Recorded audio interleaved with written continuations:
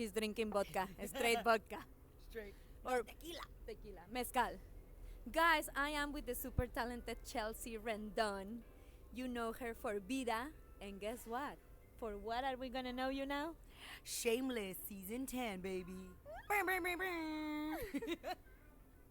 She cannot give us details because then she will ruin the season. So, But what I can tell you is she is also in it. You'll see her face too. so let's start with VIDA. VIDA is a show that has had a lot of great reception, and also all the fans from VIDA are so excited that you're on Shameless. Yeah, VIDA is such an amazing show, being written by Latinos and acted by Latinos. Even we even had a Cuban play a white boy last year, season 1. So it's just so important when you're telling a story about brown people to have brown people behind the scenes, and that's just been such an amazing experience. And all of the fans of VIDA are loving that I'm gonna be on Shameless. Twitter, it was announced yesterday on Twitter, and it's just so much love, and it's great to see like fans be like, oh, I love it, like I love Shameless, or like, oh, I'm gonna start watching it again. And a couple people were like, oh, what about VIDA, and I'm like, no, don't trip, pinche chinche, we'll be back. It doesn't affect it at all. Guys, and if you don't know, she does karate. How long have you been practicing? I've been doing karate for about 2.5 years now. I started in February 2017, and I'm a brown belt, so don't fuck with me, cause like I'll mess you up. But no, my dojo and my sensei has been such an amazing experience, and he just pushes me and lifts me up, and he's so supportive, not only in the karate and in the sanctuary of the dojo, but like in life. He's always posting about the show and watching it, having watch parties at the dojo. We love him. And then, Chelsea, you're also in a very important documentary that is coming out soon called The Infiltrators, right? Yes, so The Infiltrators is part documentary, part reenactment fiction, because it follows a group called the National Immigrant Youth Alliance. And 2 of the members get themselves detained in order to infiltrate a detention center. And so they couldn't get any footage inside the detention center because they were filming the documentary at the time. So they had to like write a script and have actors act out the missing pieces. So that's where I come in, and my character VIDA is such an amazing, badass, powerful activist, and I'm so honored to play her, and I'm also so honored to have this story being told and being able to be a part of it.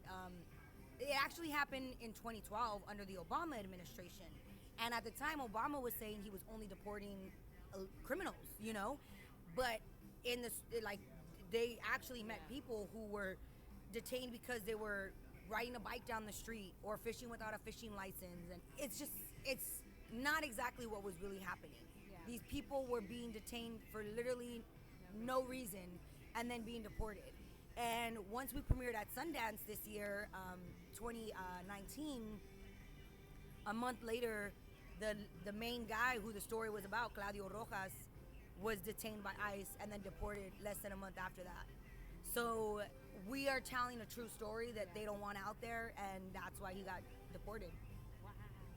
Well, and Chelsea is also an activist herself because she's having an awesome challenge and to support these families. So tell us about the Hug Challenge. Oh, yes. Okay. So my boss lady, the creator of VIDA, Tania Saracho, and Gloria Calderon Colette, the executive producer of One Day at a Time, last year when everything was happening with the border crisis and the kids in cages, they came together to create the One VIDA at a Time challenge. But it was about writers' rooms donating money and using their voice.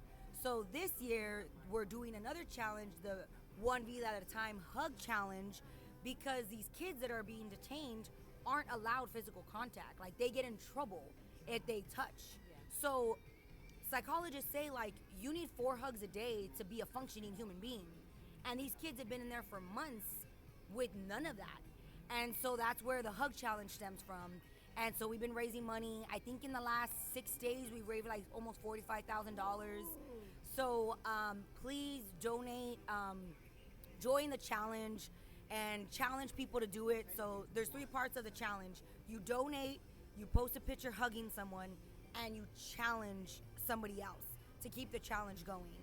And it's so important. Again, like if you think of your family being there, when I posted my picture, I posted it of my niece, and like I can't imagine not being able to hug her or knowing that she was in a place where there was no love. And it's just sad, and we have to do something. And at least we can do is post a picture and donate some money, whether it's $5, $10, $100.